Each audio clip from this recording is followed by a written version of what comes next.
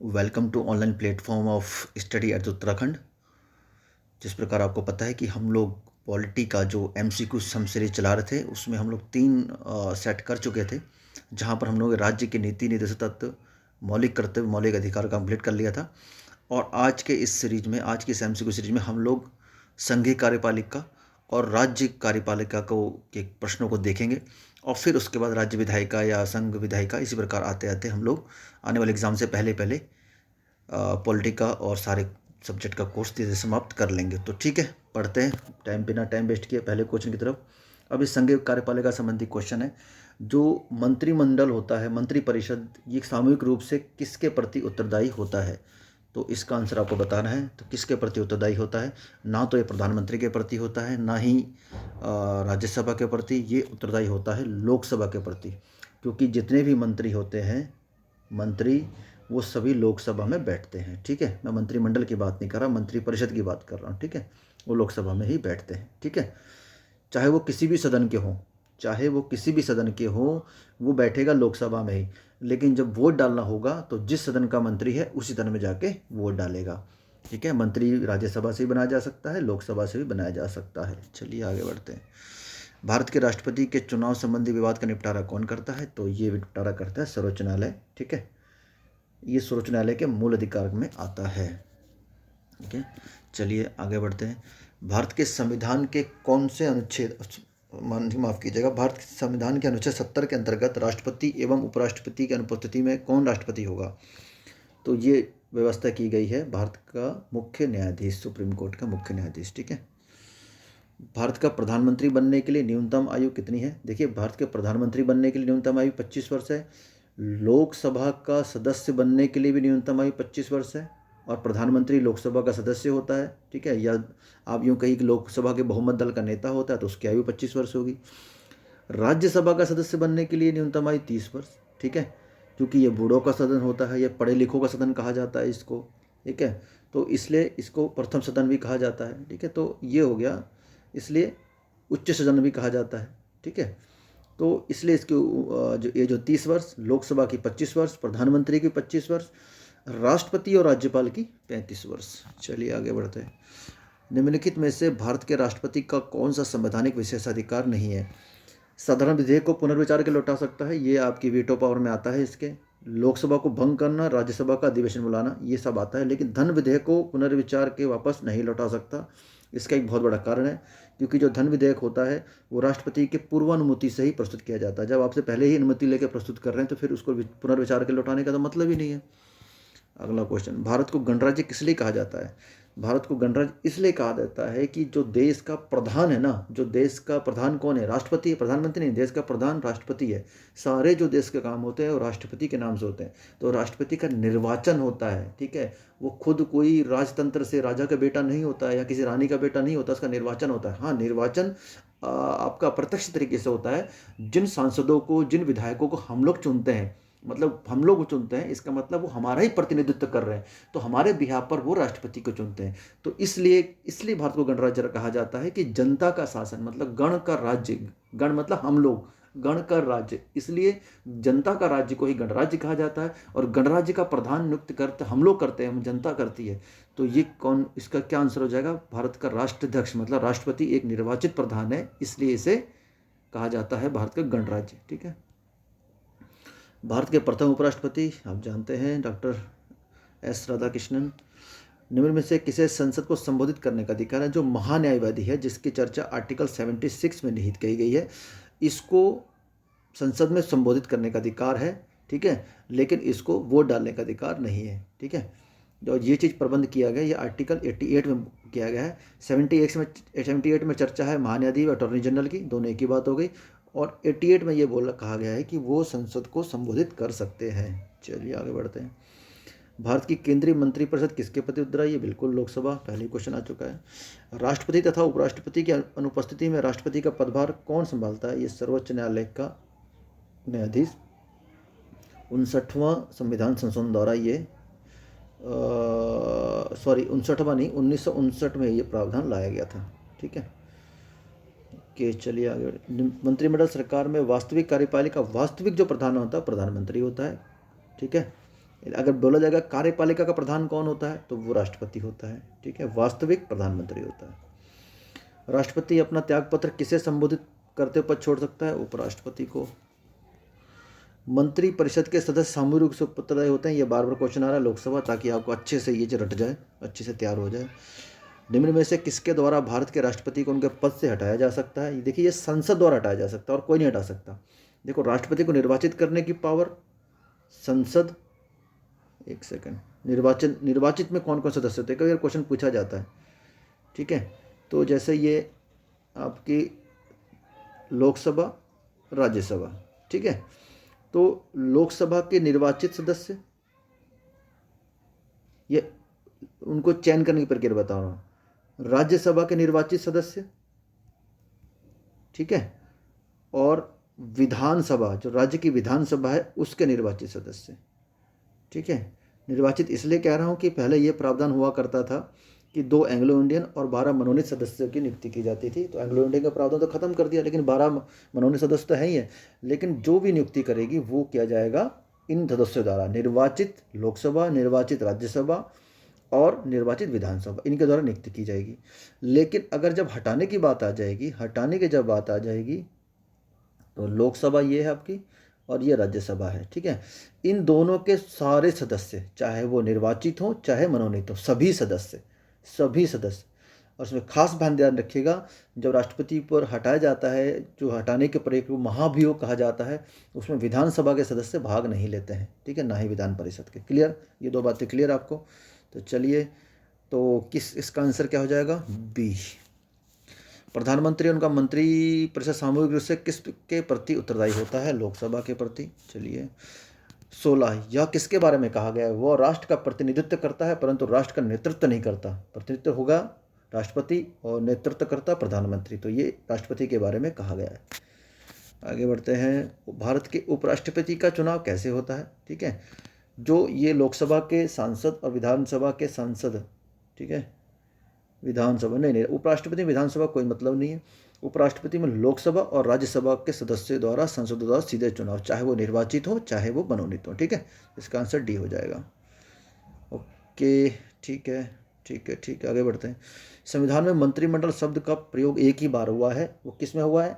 अनुच्छेद 352 में। 352 राष्ट्रीय आपातकाल की बात करता है, ठीक है, राष्ट्रीय आपातकाल की बात करता है। और इसमें यह कहा गया है कि राष्ट्रपति राष्ट्रीय आपातकाल की घोषणा मंत्रिमंडल की सहमति से करेगा। तो एक ही बार जिक्र आया है मंत्रिमंडल, और वह है 352 में। चलिए आगे बढ़ते हैं। भारत सरकार को कानूनी विषय में कौन परामर्श देता है? ठीक है, अच्छा, ये जो ऊपर आर्टिकल है इनके बारे में थोड़ा डिस्कस कर लेते हैं। 18 नंबर में 352 आपको राष्ट्रीय आपात बता दिया है। 74 में मंत्री परिषद की चर्चा है, ठीक है, मंत्री परिषद की चर्चा है। और इसमें प्रधानमंत्री की चर्चा है, जिसमें बोला मंत्री परिषद होगा और उनका प्रधान प्रधानमंत्री होगा, उनका लोकसभा के बहुमत दल का नेता। 76 में अटॉर्नी जनरल की चर्चा है, या महान्यायाधीश भी कह सकते हो, महान्यायवादी अटॉर्नी जनरल की चर्चा है, ठीक है। अगला क्वेश्चन यही 76 इसी का आंसर हो जाएगा। भारत सरकार को कानूनी विषय में परामर्श कौन देता है? तो परामर्श देता है आपका अटॉर्नी जनरल, या कहें कि महान्यायवादी, ठीक है। ओके, निम्नलिखित में किसे संसद के दोनों सदनों में बोलने, अन्य कार्यों में सम्मिलित होने, किसी भी संसद कमेटी में सदस्य होने का अधिकार है, परंतु उसे वोट देने का अधिकार नहीं है? बिल्कुल आपको पता है, attorney general of India article 88 के अनुसार। ओके, आर्टिकल में परेशान नहीं होंगे, कॉन्सेप्ट को बिल्डअप करेंगे, आर्टिकल अपने आप याद हो जाएंगे। भारत के संविधान के किस अनुच्छेद के अनुसार राज्य के राज्यपाल के द्वारा मुख्यमंत्री को नियुक्त किया जाता है? ठीक है, इसमें कहा गया है कि इसमें मुख्यमंत्री होगा, लेकिन जो नियुक्त किया जाता है वो इसका आंसर हो जाएगा 164 के अंतर्गत इसको नियुक्त किया जाता है, ठीक है। बहुमत दल के नेता को नियुक्त करता है राज्यपाल। उत्तराखंड की पहली महिला राज्यपाल मार्गरेट अल्वा, दूसरी बेबी रानी मौर्य। उत्तराखंड राज्य के प्रथम राज्यपाल सुरजीत सिंह बरनाला, ठीक है। सेकंड, निम्न में से किसकी नियुक्ति राज्य का राज्यपाल नहीं करता? मुख्यमंत्री की करता है, राज्य लोकसभा के सदस्य की करता है, लेकिन उच्च न्यायालय के न्यायाधीश की नहीं करता। ये करता है, इसकी नियुक्ति राष्ट्रपति महाधिवक्ता की नियुक्ति भी करता है। चलिए आगे बढ़ते हैं।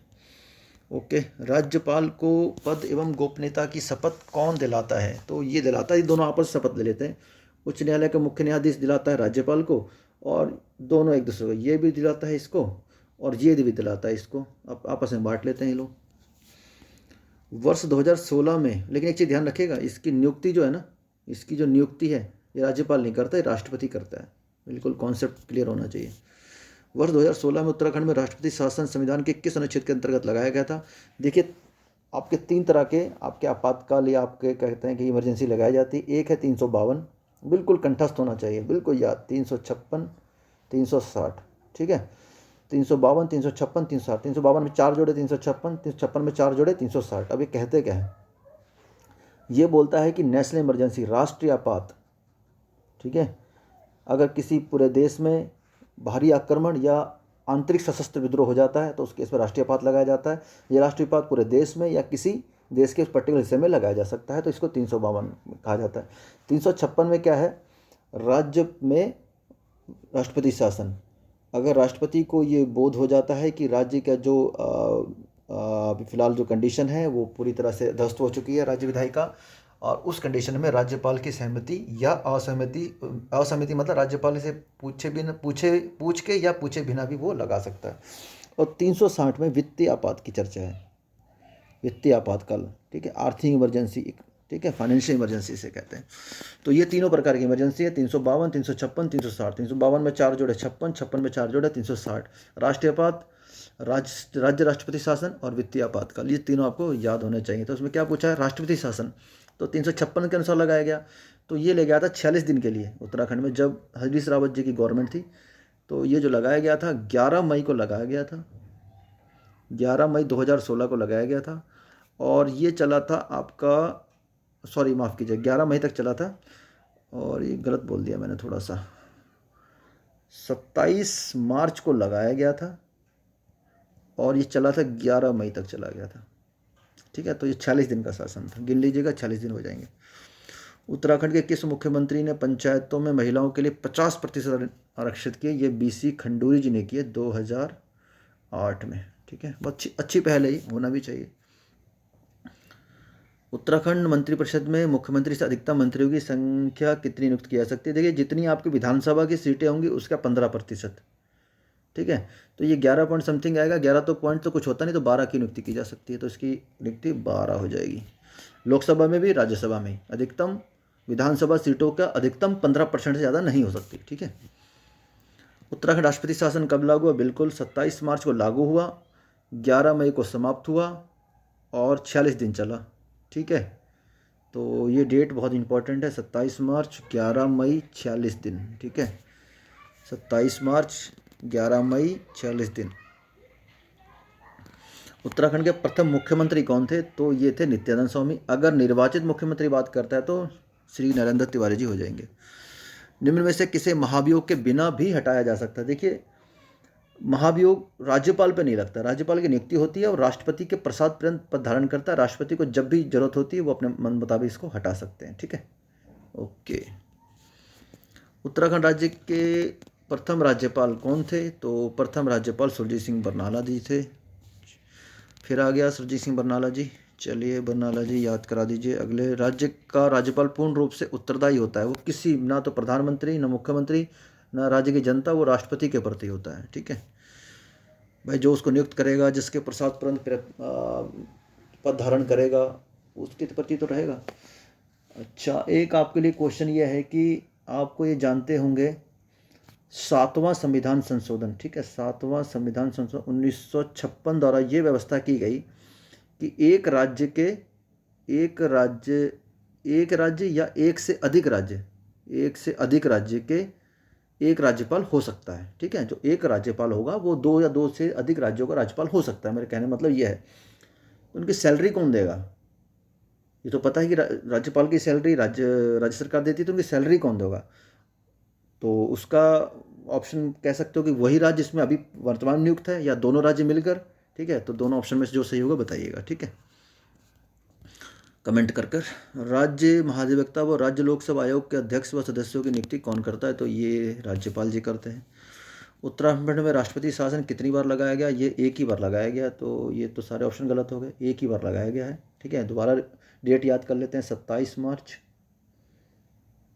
11 मई 46 दिन, ठीक है, ये याद रखिएगा, ठीक है, इंपॉर्टेंट। 27 मार्च 11 मई 46 दिन। और लास्ट क्वेश्चन राज्य विधायिका का, राज्य मंत्री परिषद सामूहिक रूप से किसके प्रति उत्तरदायी होता है? जैसे संघ कार्यपालिका लोकसभा के प्रति होती है, तो राज्य कार्यपालिका विधानसभा के प्रति होती है, ठीक है। आपको पता ही है राज्य में विधानमंडल होता है, ठीक है।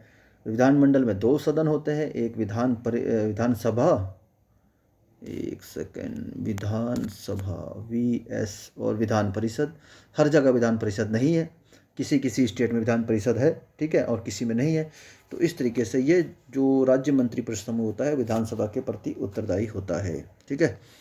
चलिए फिर ये क्वेश्चन हो गए और उम्मीद करते हैं आपको पसंद आए होंगे और आपके आगामी एग्जाम में इंपॉर्टेंट हो भी सकते हैं, ठीक है। और आपको इसी प्रकार आपको वीडियो मिलती रहे। आज की ये 3rd वीडियो है जिसमें पहले मॉर्निंग हम लोग उत्तराखंड और वर्ल्ड ज्योग्राफी कर चुके हैं। एक वीडियो और बचती है शाम की, हिस्ट्री की और करंट की तो एक साथ भी हम 2-3 वीडियो लाके समाप्त कर सकते हैं, ठीक है। तो बने रहिए स्टडी एट उत्तराखंड के साथ। मिलते हैं नेक्स्ट वीडियो में, तब तक के लिए जय हिंद।